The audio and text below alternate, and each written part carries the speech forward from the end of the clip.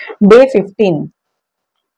श्रीराम ओम नमो जी गणनायका सर्वसिद्धी फलदायका अज्ञान भ्रांती छेदका बोधरूपा आता वंदीन वेद माता श्री शारदा ब्रह्मसुता शब्दमूळ वाग्देवता महामाया आता सद्गुरु वर्णवेना जेथे माया स्पर्शो सकेना ते स्वरूप मज अज्ञाना काय कळे आता वंदीन सज्जन जे परमार्थाचे अधिष्ठान जयाचेची गुह्य ज्ञान प्रगटे जनी आता वंदू श्रोते जन भक्त ज्ञानी संत सज्जन विरक्त योगी गुणसंपन्न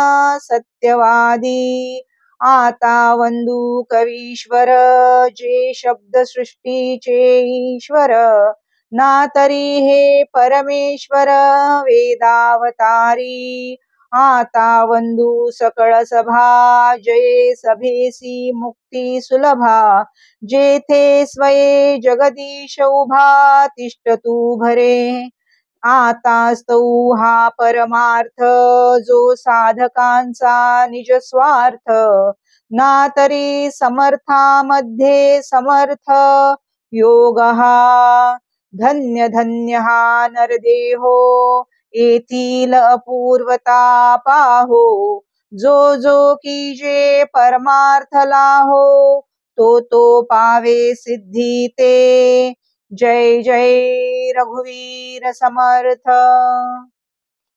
श्री समर्थ स्तुती. समर्थांची चालण्याची गती फार तेज होती. ते उत्तम घोडसवार होते. त्यांचे शिष्य देखील या बाबतीत तरबेज होते. रानावनातून दरी खोऱ्यातून नदी ओढ्यातून वाळवंटातून शेतामधून माळरानातून गाव शहरातून हिमनगातून पादाक्रांत करत ऊन सावली थंडी वारा पाऊस सर्व ऋतूंच्या अनुकूल प्रतिकूल परिस्थितीनुसार मार्ग काढत स्वामी तब्बल 12 वर्षे अविश्रांत फिरले. असे ते महान परिव्राजक होते.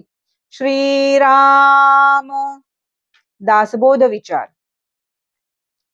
नरदेह हा स्वाधीन सहसा नव्हे पराधीन परंतु हा परोपकारी झिजवून कीर्तिरूपे उरावे. 1:10-15.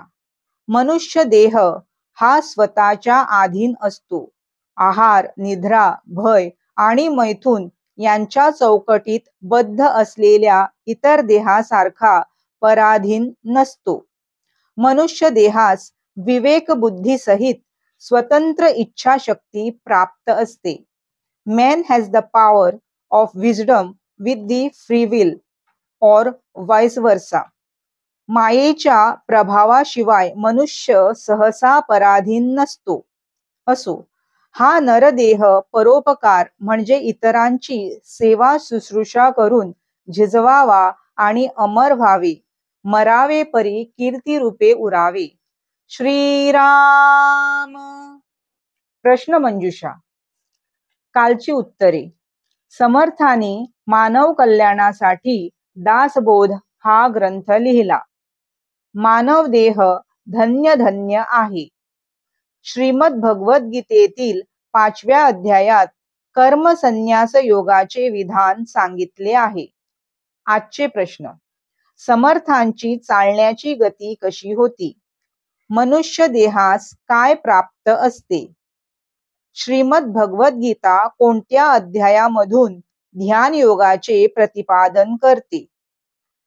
शुका सारिखे पूर्ण वैराग्य जाचे वशिष्ठा परिज्ञान योगेश्वराचे कवी वाल्मिका सारिखा मान्य ऐसा नमस्कार माझा सद्गुरु रामदासा. जय जय रघुवीर समर्थ.